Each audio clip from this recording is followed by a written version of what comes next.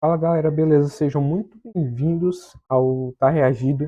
Eu sou o Pedro e no vídeo de hoje a gente vai reagir a um vídeo chamado A História de Lúcifer, da Grécia, a Bíblia, tá certo? Que é do canal Estranha História. Eu já tinha reagido a um vídeo desse canal e na verdade foi um vídeo de um canal dele, é um vídeo de cortes, é um corte de live dele, que foi bem interessante. Vocês podem ir lá, ver aqui no canal também, ou no canal dele.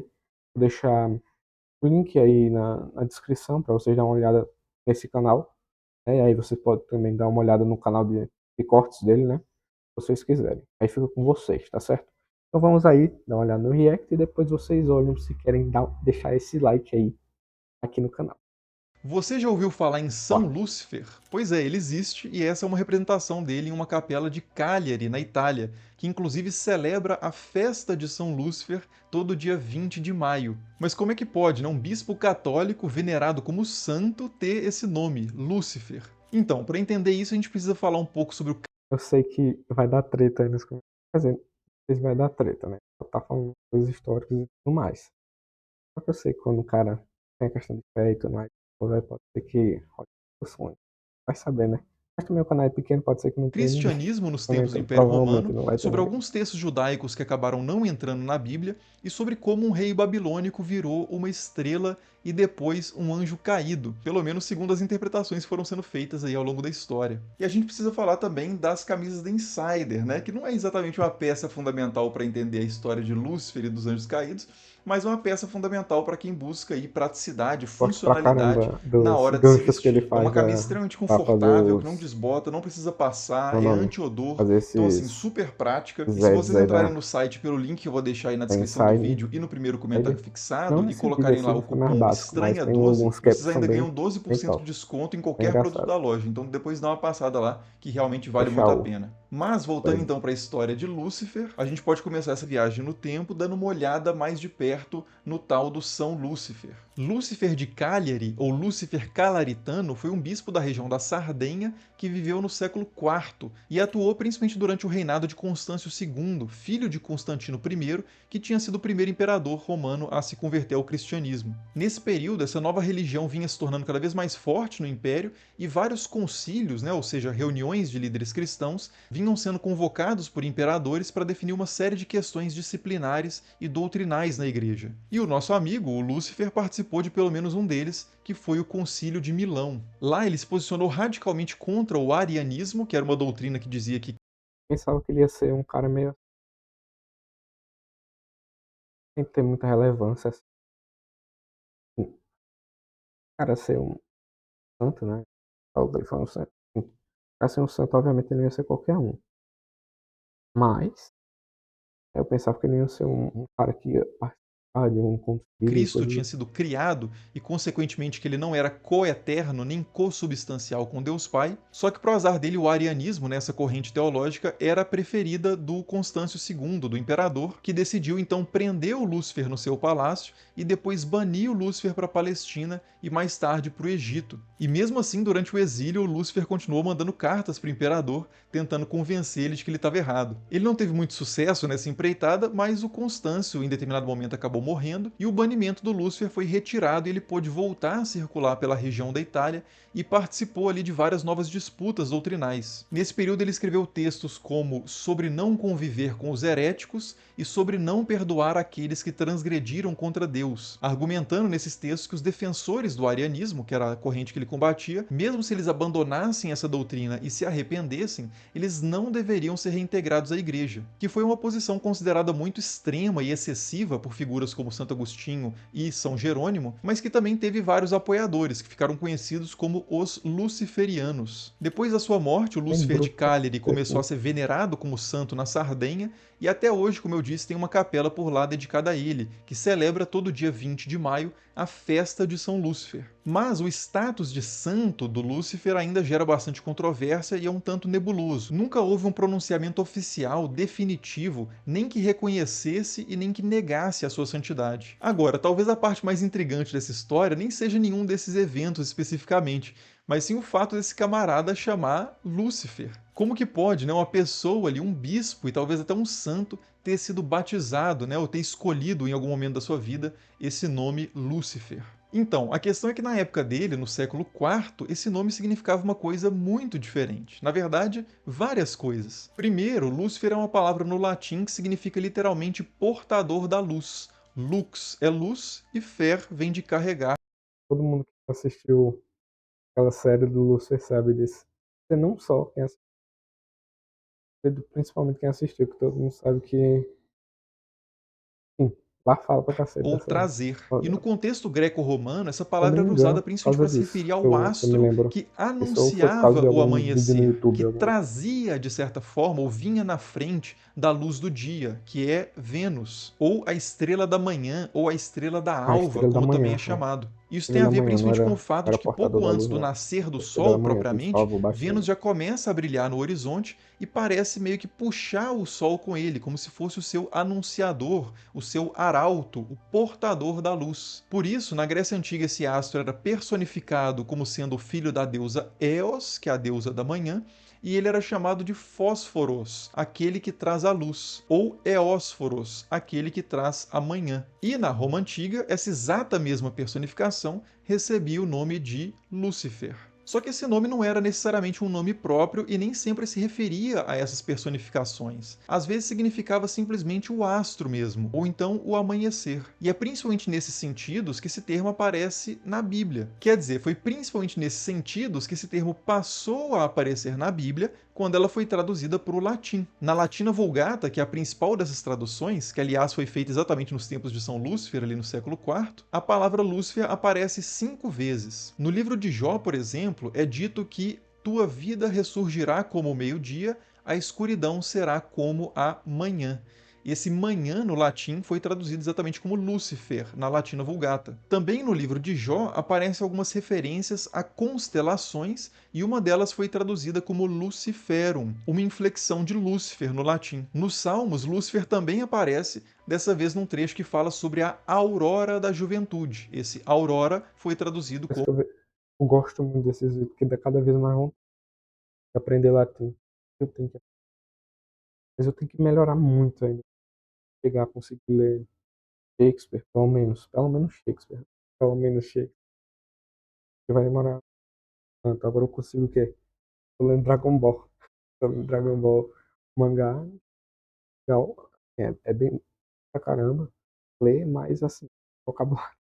É outro nível do Shakespeare. Luciferum. E até no Novo Testamento a gente Eu não peguei encontra um nenhum Lúcifer. romance, Na segunda carta de Pedro, que eu a me lembro. expressão estrela d'alva ou estrela da manhã, que era fósforos no original grego, ficou como Em alguns.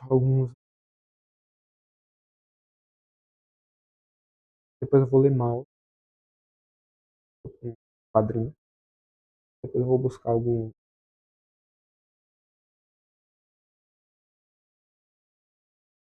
Nome. Um romance. Talvez eu volte para as Crônicas de. Eu me esqueci, foi o primeiro dos Crônicas de Nárnia. Aquele do. Não, e a Bruxa Guarda-Roupa. Não, a Bruxa. Lúcifer, no latim. E nenhuma dessas passagens tem absolutamente nada a ver com o diabo. Todas elas aparecem em contextos até bastante positivos, inclusive contextos de esperança e de renovação, da luz finalmente brilhando depois de um período de trevas. Vale a pena dizer também que até o próprio Cristo no livro de Apocalipse é chamado de a estrela da manhã, só que no latim a tradução acabou ficando como Stellam Matutinam e não como Lúcifer, mas a ideia é exatamente a mesma. Bom, mas de onde que vem então essa relação da palavra Lúcifer com o diabo? Eu falei que eram 5 as ocorrências da palavra Lúcifer na Bíblia, né? E até agora eu só trouxe 4. Justamente porque é essa quinta passagem que vai acabar colando esse nome Lúcifer no príncipe dos demônios, ou melhor ainda, na sua forma angélica, quando o pai da mentira ainda era um filho de Deus. O texto em questão é Isaías capítulo 14, versículo 12.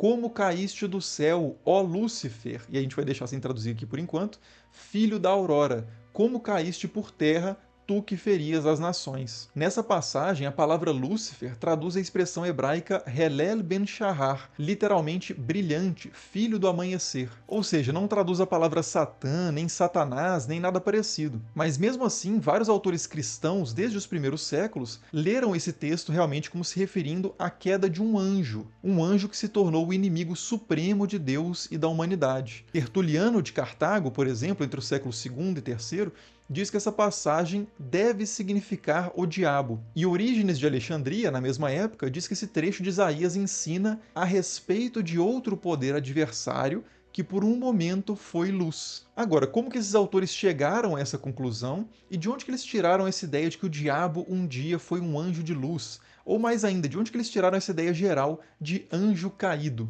Então, essa ideia é anterior ao cristianismo, mas não muito anterior. Na Bíblia hebraica ou no Antigo Testamento, ela praticamente não aparece, e quando aparece, ela aparece de uma forma muito diferente, muito mais minimalista, talvez, do que a forma como a gente está acostumado a pensar em anjos caídos atualmente. O principal texto relacionado a isso é um texto bastante enigmático que aparece um pouco antes da história do dilúvio, lá no livro de Gênesis. O texto diz o seguinte: quando os homens começaram a ser numerosos sobre a face da terra e lhes nasceram filhas, os filhos de Deus viram que as filhas dos homens eram belas e tomaram como mulheres todas as que lhes agradaram. Ora, naquele tempo e também depois, quando os filhos de Deus se uniram às filhas dos homens e estas lhe davam filhos, os Nefilim habitavam a terra. Estes homens famosos foram os heróis dos tempos antigos. Tá, mas o que significa esse... Eu tô ligado bem que ele vai falar. Tem outros vídeos dele, desse canal. Ele fala sobre esses Nefilim. Na verdade, é sobre o livro de Enoque. Na verdade, é um apócrifo da Bíblia. Não tá na Bíblia, pelo menos não na católica. Se eu não me engano, só tem uma visão lá no judaico, não sei se considera o livro de Enoque como canônico, alguma coisa assim. Praticamente ninguém considera o livro de Enoque como canônico, mas tem essa questão dos Nefilim, que são basicamente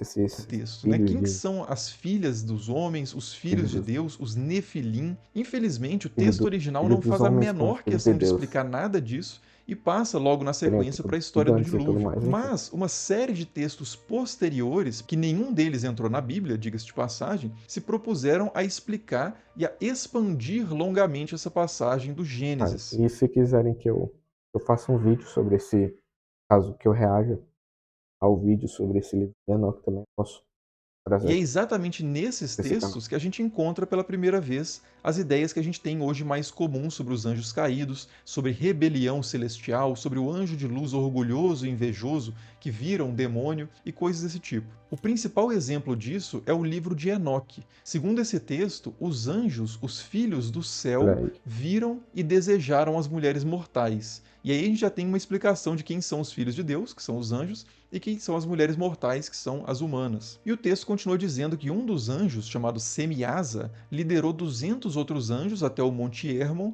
e lá eles tomaram mulheres e ensinaram a elas várias artes ocultas. E além disso, o texto fala também que eles tiveram filhos gigantes com as mulheres, e cada um deles chegava a cerca de 300 cúbitos de altura, ou seja, quase 150 metros, esses filhos dos anjos caídos ou dos anjos descidos voluntariamente com as mulheres. Esses gigantes, que são os chamados Nefilim, começaram a consumir toda a produção de alimento, porque afinal de contas eram muito grandes, e em determinado momento a comida acabou e eles começaram a consumir os próprios produtores, as pessoas, e depois disso começaram a consumir uns aos outros, né? Devorar uns aos outros. E para resolver esse caos absoluto, Deus enviou o anjo Miguel, que prendeu o Semiasa e os seus seguidores debaixo da terra, e lá, ainda segundo esse texto, esses anjos vão ficar acorrentados até o dia do juízo final, que é quando eles vão ser lançados no fogo e exterminados de uma vez por todas. E aqui, se a gente trocar o nome Semiasa por Lúcifer e tirar essa história dos gigantes canibais, ela até que parece bastante familiar. Um anjo lidera outros anjos para fazer algo contra a vontade de Deus, é punido,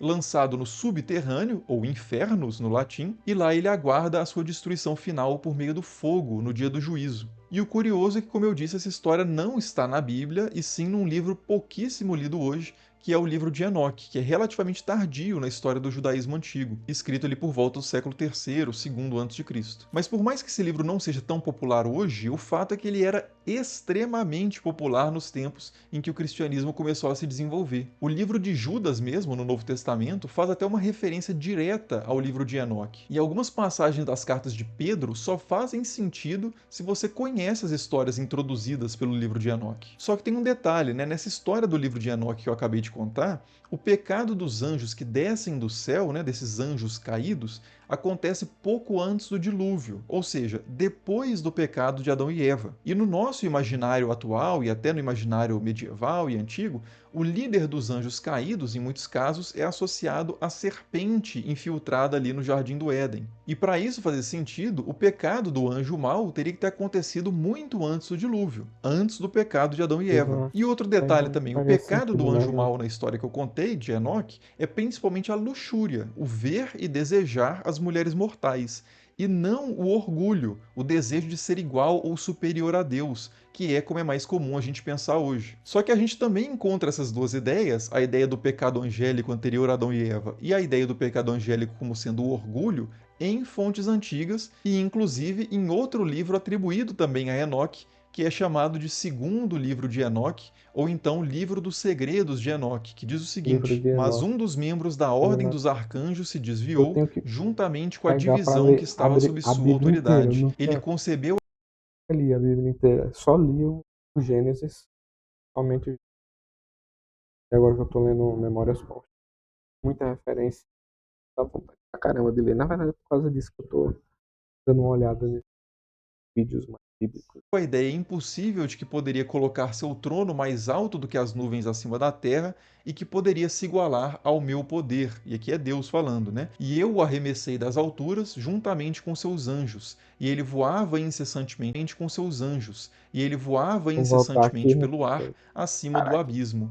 E assim eu criei os céus inteiros e veio o terceiro dia. Aqui então, um anjo tenta se colocar acima de Deus ainda nos dias iniciais da criação, na semana da criação, entre o segundo e o terceiro dia. Mas ele é derrubado com outros anjos que também tinham participado dessa espécie de rebelião celestial. E é dessa literatura, então, desses dois livros, principalmente atribuídos a Enoque, que nasce a maior parte do nosso imaginário sobre os anjos caídos e sobre o seu líder. Mas ainda falta conectar isso tudo com Lúcifer propriamente, com o nome Lúcifer. Como é que Lúcifer se tornou o nome do anjo mau, que no primeiro livro de Enoque chama Semiasa e no segundo livro de Enoque chama Satanael? Aqui, finalmente, a gente pode voltar para aquela questão da Bíblia latina e principalmente para a quinta ocorrência da palavra Lúcifer, que eu citei lá de Isaías 14:12. Como caíste do céu, ó Lúcifer, filho da aurora?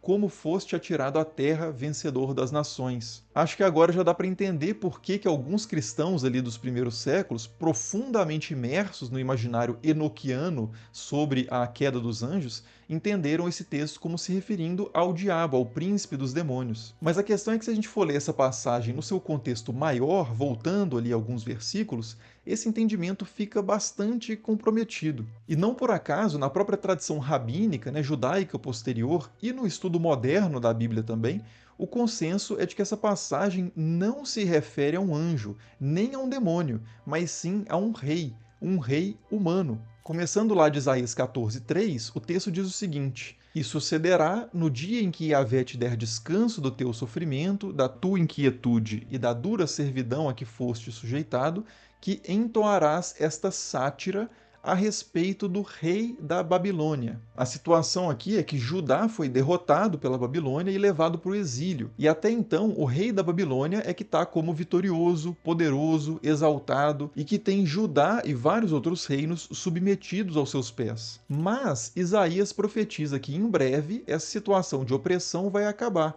O rei da Babilônia vai cair, vai ser humilhado, e o povo de Judá vai satirizar, vai tripudiar, vai fazer canções cheias de ironia sobre a humilhação desse rei. E a canção que eles vão fazer vai ser mais ou menos o seguinte: Como terminou o opressor, como terminou a arrogância, Yahvé quebrou o bastão dos ímpios, a vara dos dominadores, daquele que feria os povos com furor, que feria com golpes intermináveis, que com ira dominava as nações, perseguindo-as sem que o pudessem deter. O mundo inteiro repousa, está tranquilo. todos rompem em gritos de alegria. Até os ciprestes se regozijam por causa de ti, bem como os cedros do Líbano. Depois que jazes caído, ninguém mais sobe até aqui para pôr-nos abaixo. Quer dizer, agora que caiu o rei da Babilônia, todos os povos respiram aliviados.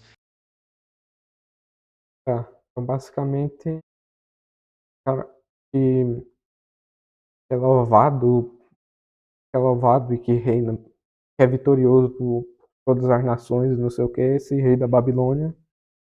E basicamente é o que inspira o Lúcifer, ou basicamente.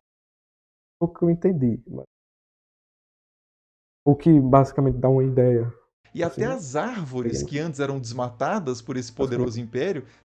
Mês de aniversário Conf vai ter e o o melhor momento para trocar a sua cadeira é Sim ou agora. São centenas. certeza. Celebram a queda do rei. E o texto continua: nas profundezas, o Sheol se agita por causa de ti para vir ao teu encontro. Para receber-te despertou os mortos, todos os potentados da terra. Fez erguerem-se de seus tronos todos os reis das nações.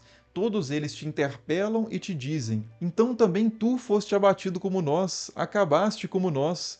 O teu fausto foi precipitado no Sheol, juntamente com a música das tuas harpas. Sob o teu corpo os vermes formam um colchão, os bichos te cobrem como um cobertor. A ideia aí é que o próprio mundo dos mortos, o Sheol, se agita para receber aquele que achavam que era invencível, todo-poderoso e que nunca fosse chegar nesse destino. Os outros reis fazem questão, inclusive, de confirmar que é ele mesmo que está ali, que ele também, no final das contas, foi derrotado, que toda a glória, a música e o luxo que o acompanhava foi convertido em silêncio, vermes e podridão. E a sátira continua, e é aqui que é o ponto fundamental para a nossa análise.